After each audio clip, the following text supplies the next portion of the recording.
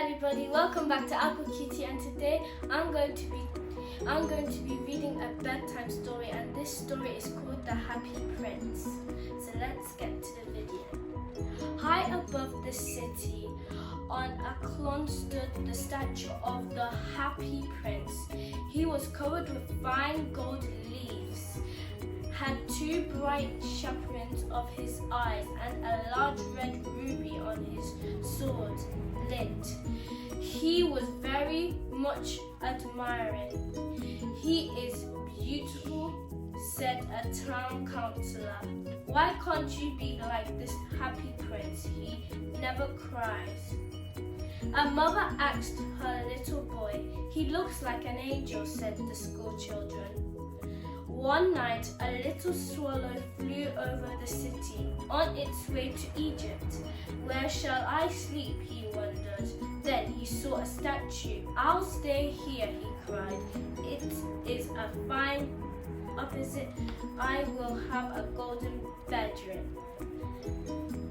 He landed between the feet of the Happy Prince, but just as he was putting his head under his wing, a large drop of water fell on him.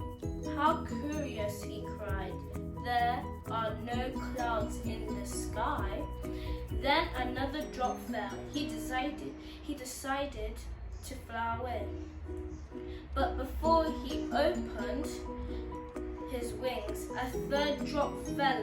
He looked up and saw that the Happy Prince's eyes were filled with tears. They were running down his golden cheeks. "Who are you?" asked the swallow. "I am the Happy Prince." "Why are you weeping then?"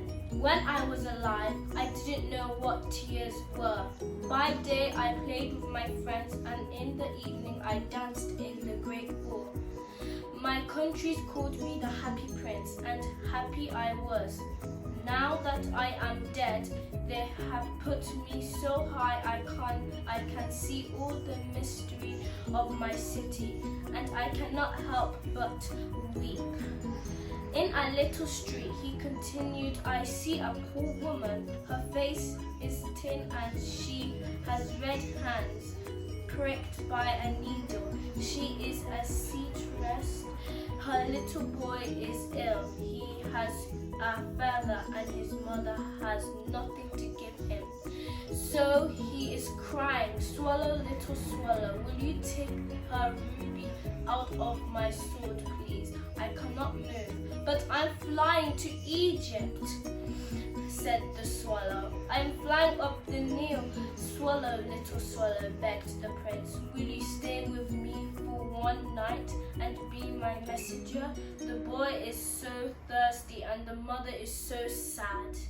"I don't think I like boys," answered the swallow. "Last summer, the miller's son threw stones at me."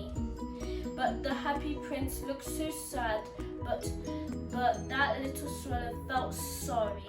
"It is very cold here," he said, "but I'll stay with you for one night." The swallow pecked the ruby from the prince's sword, flew to the boy. He was tossing fairly shy, and his mother had fallen asleep.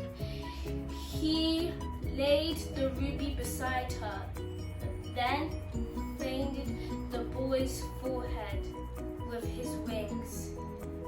"How cool I feel," said the boy. "I must be getting better." Then the swallow flew back to the Happy Prince. "It is curious," he said, "but I feel quite warm now." That's good because you have done a good deed," said the prince. When day broke, the swallow flew to the river and had a bath tonight. "I will fly to Egypt," he said. But when the moon rose, he flew back to the Happy Prince. "Swallow, little swallow," said the prince, "will you not stay with me a night longer? My friends are waiting for me in Egypt," answered the swallow. "Swallow, little swallow," said the prince across the city. "I see a young man leaning over a desk. He is trying to finish a play, but he is too cold to write. A hungry has made him faint." "I will wait with you one night longer," said the swallow, who really had a good heart. "Shall I take him a ruby?"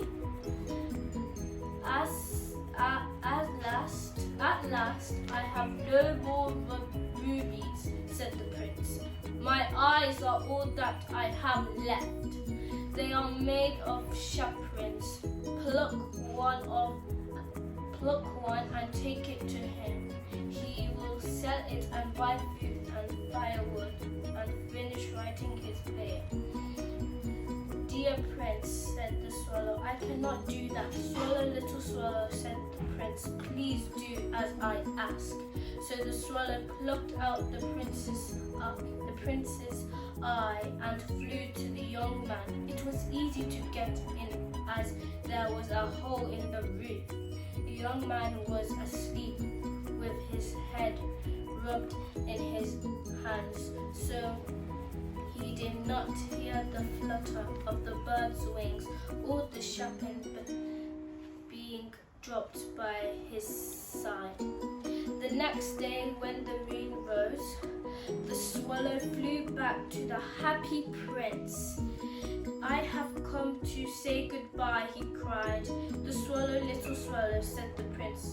"Will you stay with me one night longer?" "It is winter," said the swallow.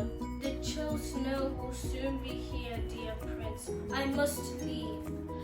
"In the square below," said the happy prince, "is a little match girl. She has lost her matches. Her father will beat her if she does not bring home some money, so she is crying. She had no coat or hat. Pluck out my other eye and give it to her." I hope you enjoyed this story. Make sure you smash that like button and put on the notification bell on, and I'll see you on my next videos. Bye!